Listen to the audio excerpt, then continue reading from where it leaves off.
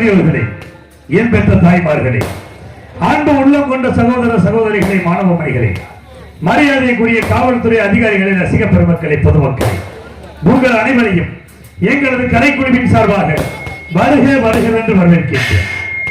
இந்த நாடக கலையை வளர்த்த தவத்திரு சங்கரதாஸ் சுவாமிகள், சூடியூர் கனகசவாதி பிள்ளைவர்கள், நமச்சிவாயபுரம் NS வரதராசன் ஐயா அவர்களின் பாதம் தொட்டு வணங்கி, சிவகங்கை மாவட்டம் தஞ்சாவூர் MK முத்துச்சாமி சேர்வையின் மகனாகிய சமய கருப்பு ஆகிய நான் மாமன்னர் ஹரிச்சந்திரன் பாத்திரம் தாங்கி உங்கள் அன்பையும் ஆசையும் பெற உங்கள் முன்னால் வருகிறேன். நன்றி, வணக்கம்.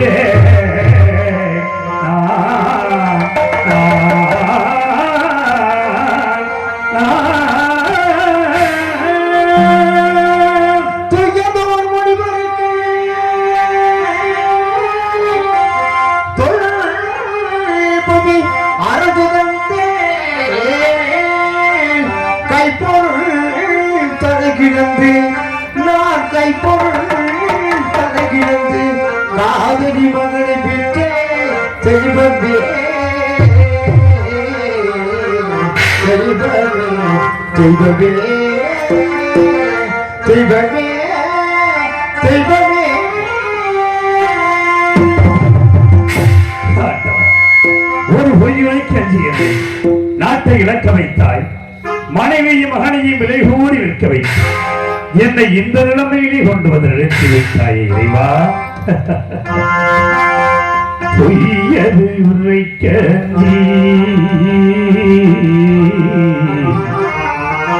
பொய்யது உரைக்க பாவினான்,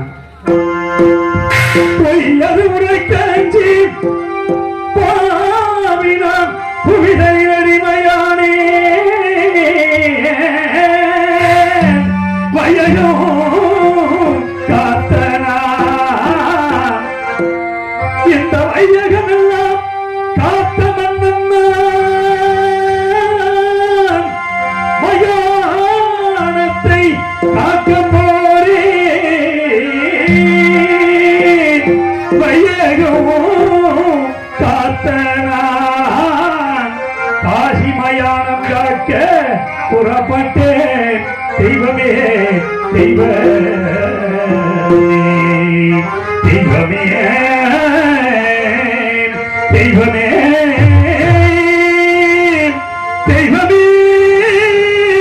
தெய்வமே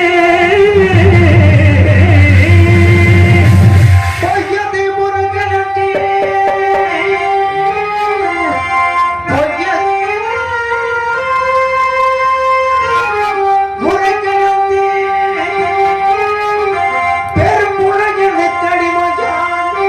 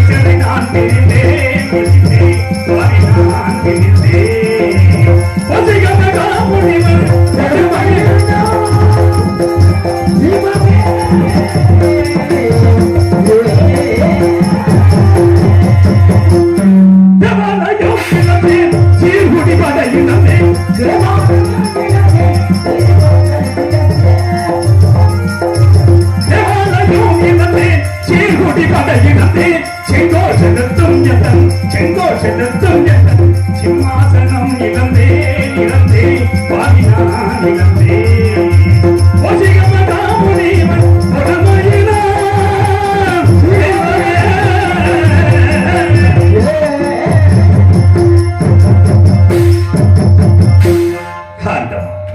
யாருக்கு என்ன உரை செய்தேன், யார் புரியை கெடுத்து வாழ்ந்தேன்.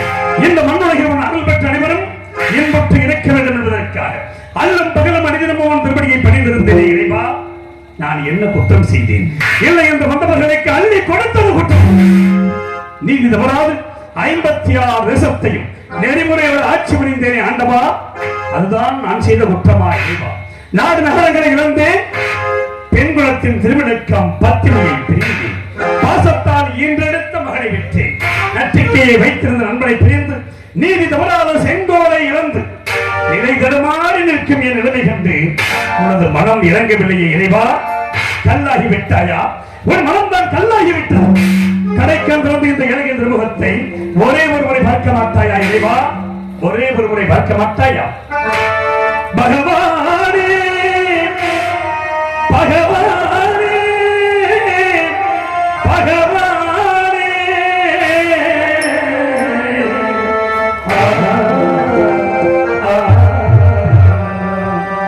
பகவானே மௌனம் ஏனம் பகவானே மௌனம் ஏனம்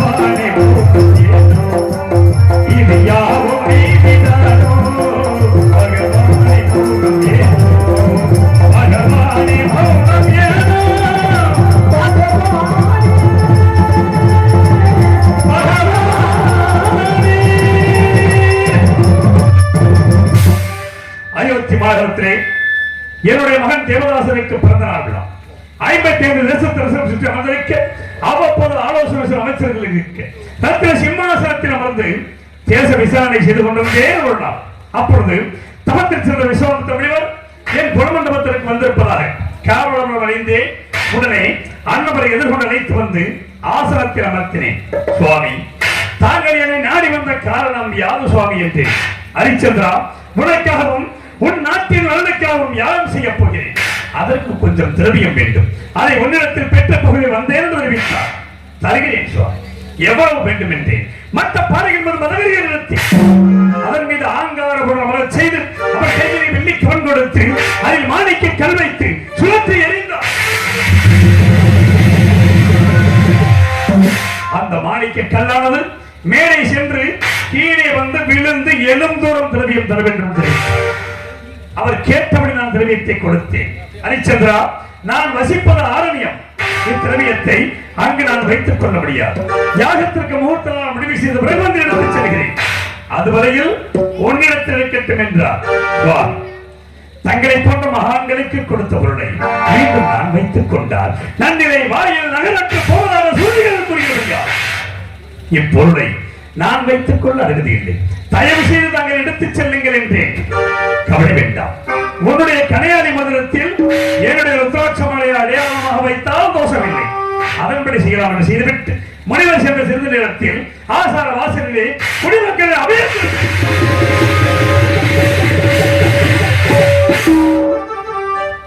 சென்று பார்த்தேன்.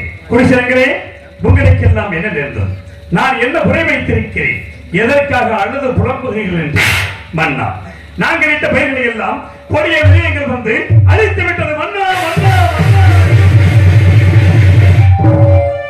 எனது மனம் வேதனை அடைந்தது. குடிமக்களுக்கு ஆதரவு அளித்தேன். வேட்டைக்கு புறப்பட்டேன். கொடிய விலங்கினங்களை கொன்றேன்.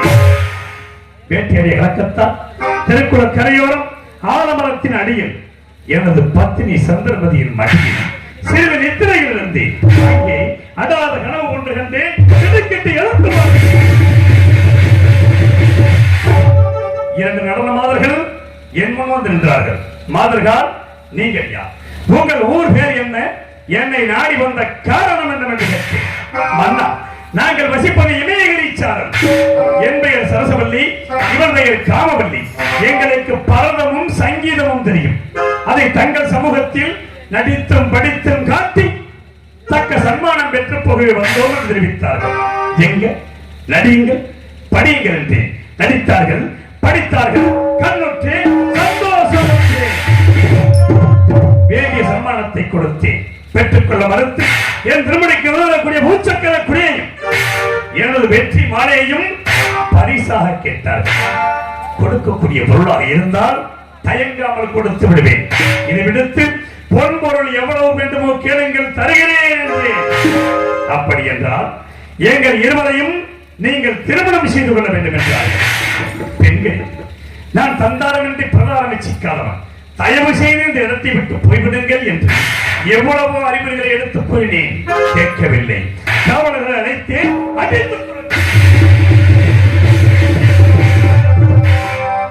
மாதர்கள் சென்ற சில நேரத்தில் விஸ்வாமித்திர முனிவர் கடன் கோபத்தோடு வந்தார். திருமொழியை காலால் ஏற்றி மணிமுடி மண்ணிலே சாய்ந்து விட்டு நினைத்து கூட நான் கவலைப்படவில்லை. அதற்கு மாறாக எனது நெஞ்சம் இந்த திருமடியிலே பதித்திருக்கின்ற நவரத்ன கற்கள் முனிவரின் பாதத்தை புண்படுத்தியதோ என்று பாதத்தை தொட்டே சண்டான். நான் அனுப்பிய மாதர்களை ஏன் அடித்து துரத்தினார்? என் கோபம் தீர வேண்டும் என்றால் அந்த மாதர்கள் இருவரையும் நீ திருமணம் செய்து கொள்ள வேண்டும் என்றார். அனைத்தும் உணர்ந்த தாங்களாய் இவ்வாறு கூறுவது. நான் திருமணம் முடித்தவன், எனக்கு ஒரு மகன் இருக்கிறான். எல்லாவற்றையும் அறிந்த தாங்கள் அறியாதது போல் பேசுகிறீர்களே. அதற்கு மாறாக கண்ணில் வேண்டியிலும் நீகினேன்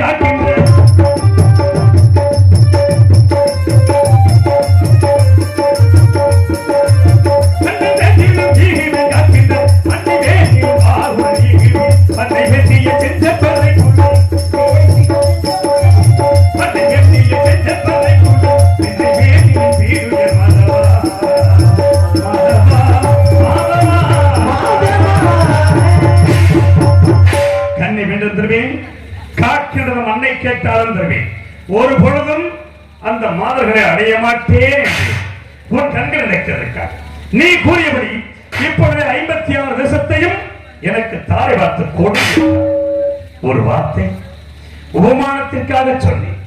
இல்லை என்று சொன்னால் சொல் தவறியதாக போய்விடுமோ என்று கருதினான். அன்புமணி தாராவதியை கெண்டிகளை ஜலம் கொண்டு வர செய்தேன். முடிவதற்கு அமையமாக 56 தேசத்தையும் தாரை வார்த்து கொடுத்தேன். சற்று நேரம் கழித்தபின் ஹரிச்சந்திரா, நீ யாகத்திற்கு கொடுத்தாய் அல்லவா திரவியம், அதை இப்பொழுது கொடு என்றார்.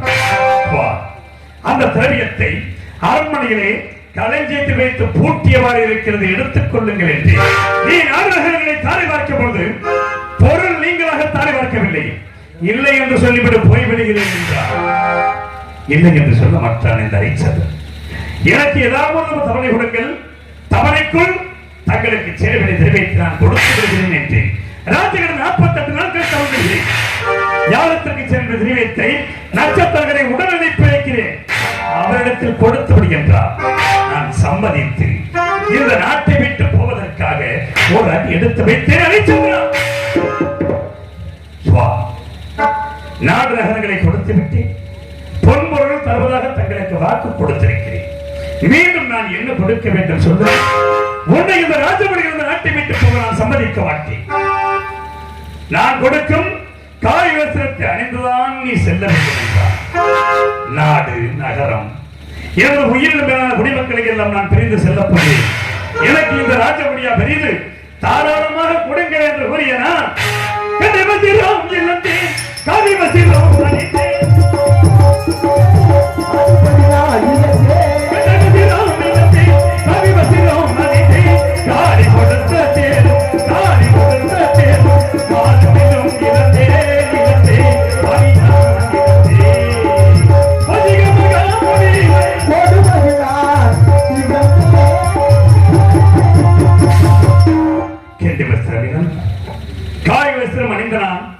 அன்பு மகனை ஒரு கரத்திலே பிடித்தேன். உயிரோடு உயிராகி உறவாடி ஒருத்தி வாழ்ந்த மனைவியை மற்றொரு கரத்திலே பிடித்தேன். காசிமா நகரத்தை நோக்கி நடந்து சென்றேன். எப்படி நடந்து சென்றேன்? நடந்து வா மகிழே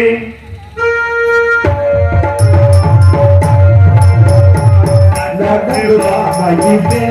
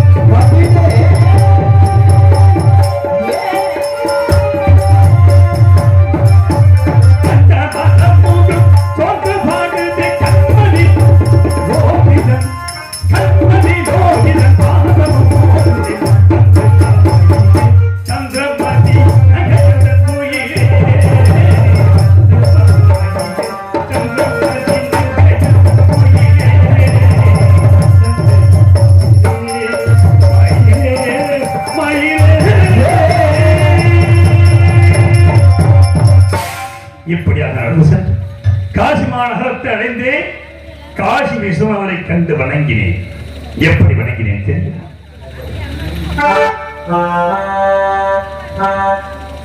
காசியில் வாழும் கருணை கடலே, காசியில் வாழும் கருணை கடலே, கடைக்கர பாராய் அடைக்கர நீயே, காசியில் வாழும் கருணை கடலே. அடைக்கல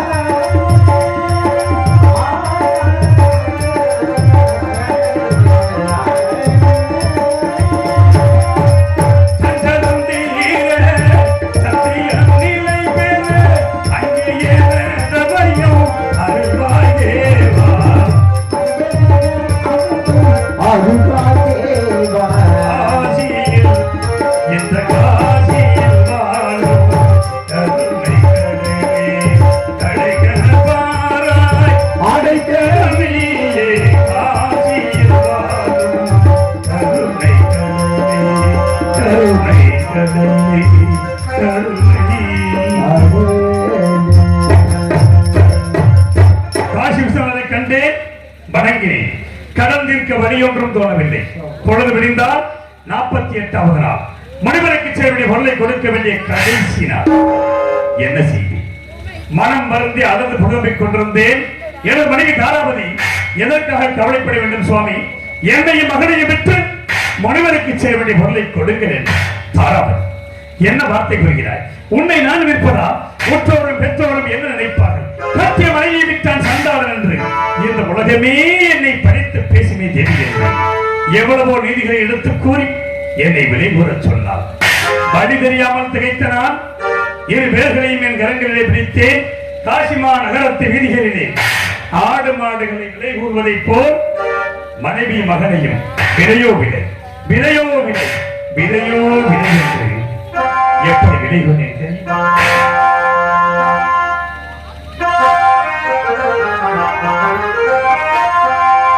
உலகம் அறியாத புதுமை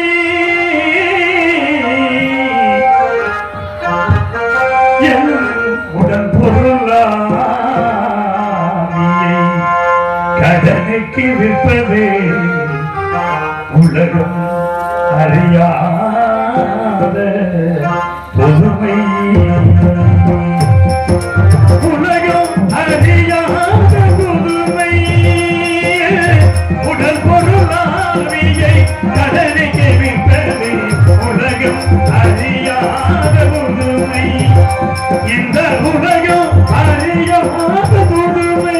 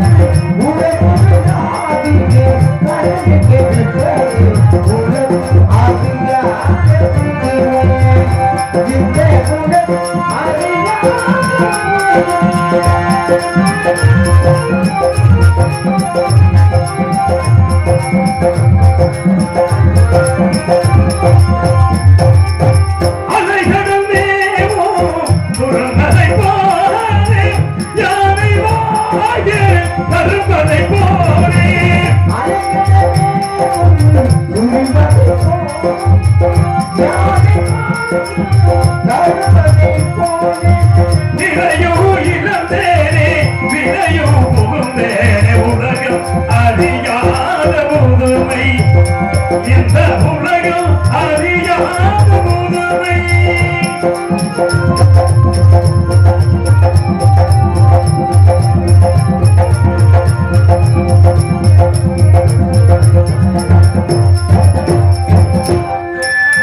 கேளுமையா விலை கேளுமையா பாரத்திரந்தோ நிலை பாருமையா.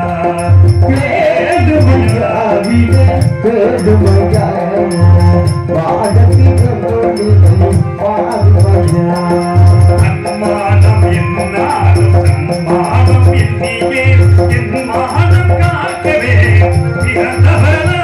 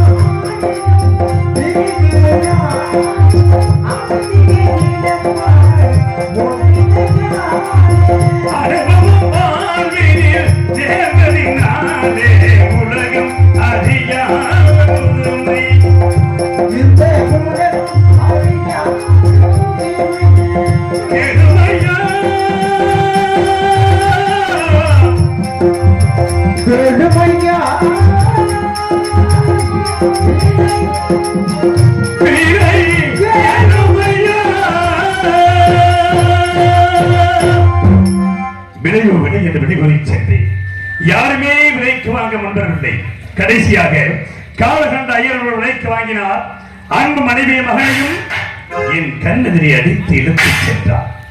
அந்த புதிய செயலை இதுவரையில் என்னால் மறக்க முடியவில்லை. அந்த பொருளை பெற்ற நான் தலைவரிடத்தில் கொடுத்துவிட்டு பட்டகடன் தீர்ந்து விட்டது என்று நினைத்தேன். ஆனால் என்ன செய்வேன்? நட்சத்திரங்கள் ஓடோடி வந்தார். ஹரிச்சந்திரா, உனக்கு மனச்சாட்சி என்று ஒன்று இருக்கிறதா இல்லையா? ஏன் சுவாமியத்தே, உன்னோடு 48 நாள் கஷ்டப்பட்டு வந்திருக்கிறேன். எனக்கு அதில் போகிறாய். 16,000 பொன் கொடுத்தாருடைய இல்லை என்றால் இந்த பொருளை முனிவருக்கு கொடுக்க மாட்டேன், நான் வைத்துக் கொள்வேன் என்றார். மனச்சாட்சி இல்லாதவனா என்ன செய்வேன்?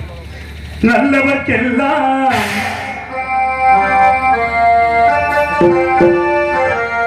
நல்லவர்க்கெல்லாம் சாட்சிகள் ரெண்டே, ஒன்று மனச்சாட்சி. நல்லவர்க்கெல்லாம் சாட்சிகள் ரெண்டே, ஒன்று மனச்சாட்சி, ஒன்று தெய்வத்தின் சாட்சியம்மா. நம்பிக்கை வைத்து கல்லையும் பார்த்தால் தெய்வத்தின் சாட்சியம்மா. சாட்சியம்மா. நல்லவர்க்கெல்லாம் சாட்சிகள் ரெண்டே, ஒன்று மனச்சாட்சி, ஒன்று தெய்வத்தின் சாட்சியம்மா. தெய்வத்தின் சாட்சியம்மா.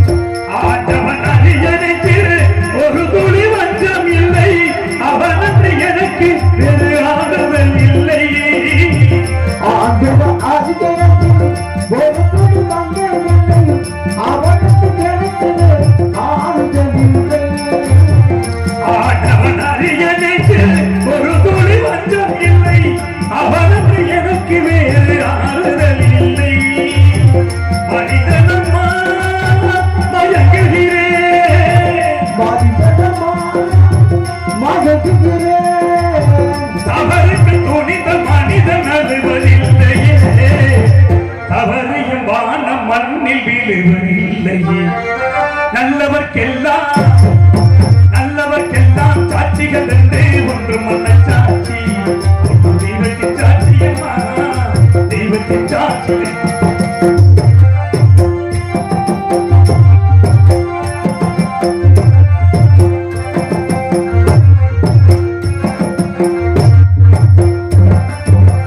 நதி வெள்ளம் காய்ந்து விட்டால் நதி செய்த குற்றம் இல்லை, விதி செய்த குற்றம் நன்றி வேற யாரம்மா.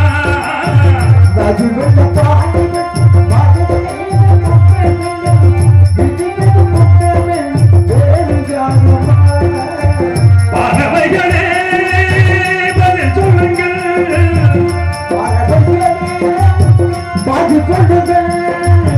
பறவைகளே பதில் சொல்லுங்கள். தவறையுமான மண்ணில் விழுவதில்லை, தவறையுமான மண்ணில் விழுவதில்லை. தவறுக்கு துணிந்த மனிதன் அழுவதில்லை. நல்லவர்க்கெல்லாம் சாட்சிகள் ரெண்டே, ஒன்று மனச்சாட்சி, ஒன்று தெய்வத்தின் சாட்சியம்மா. தெய்வத்தின் சாட்சி.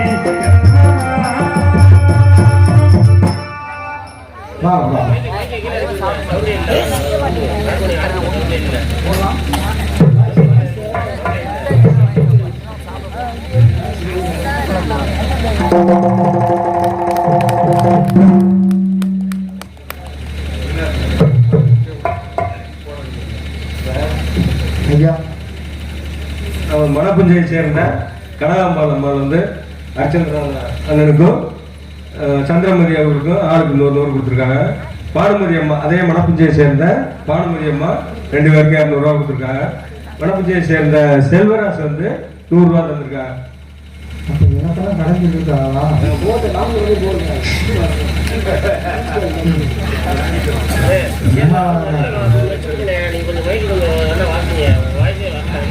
மணப்பூஜையை சேர்ந்த கனகம்பாள் அவர்கள் எங்களுக்கு இருவருக்கும் ஆளுக்கு 100 ரூபாய் அன்பளிப்பிருக்கிறார்கள்.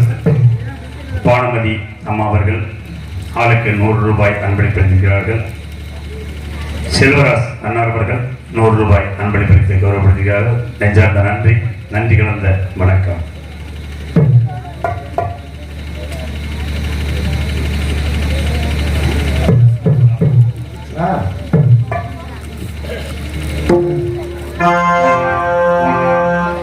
அந்த பொருளை பெற்ற நான் தரகத்தில் கொடுத்தேன்.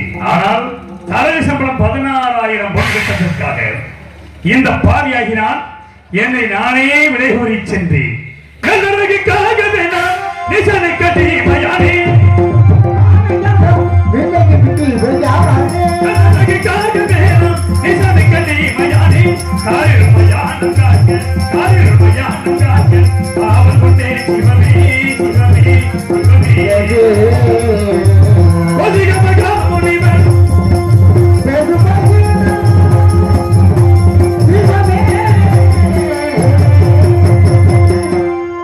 அந்த பொருளை தரகத்தில் கொடுத்தேன். என்ன செய்வேன்? வீரவாகி என்னும் ஈமக்காவலர் விலைக்கு வாங்கி அந்த தரகு சம்பளத்தை கொடுத்துவிட்டு என்னை உடனழைத்து சென்றார். கல்குடம் சுமக்க வைத்தார். தவறை கீழே விழுந்தது. காலால் எட்டி விதைத்தார். இறந்த கண்டை அரைக்க செய்தார். அரைக்கும் பொழுது கத்தியானது கையிலே பார்த்தார். ஹரிச்சந்திரா, உனக்கு இந்த வீட்டு வரையெல்லாம் சரிப்படாது. நான் காக்கின்ற மயானம் ஒன்றை இருக்கிறதுக்குவோ வருகின்ற பின்னம் ஒன்றிற்கு காற்பணம் 1 மண துண்டு, வாய்க்கரிசி 3 பாங்கு. காற்பணம் மலத்துண்டை எனக்கு அனுப்பி வை. வாய்க்கரிசி மட்டும் உனது புசிப்பிற்கு வைத்துக் கொள்கின்றார். 56 தேசத்தை மனசாட்சி புரிந்தனான். அரண்மனையிலே அறுசுவை உணவு உண்டனாம். என்ற மயானத்தில் பிணத்தின் மேல் போடப்படுகின்ற வாய்க்கரிசி விட்டு வாழ வேண்டும். எஜமானிட்ட கட்டளைப்படி மயானத்தை காக்க புறப்படுகிறேன். நிறைவா மயானத்தை காக்க புறப்படுகிறேன்.